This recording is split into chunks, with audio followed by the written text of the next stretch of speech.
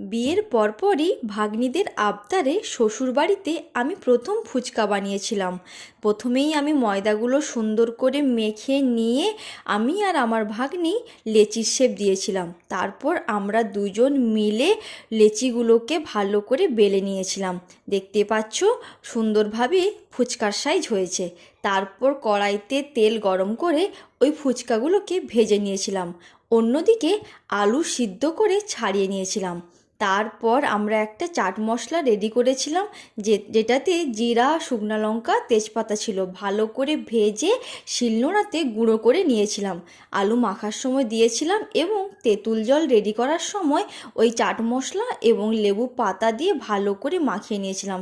কিন্তু খাওয়ার সময় দেখলাম ফুচকাগুলো একদম নরম হয়েছে, তাই বাজার থেকে বরকে দিয়ে ওই রেডিমেড ফুচকা নিয়ে ভেজে আমরা সবাই মিলে আনন্দ করে খেয়েছিলাম।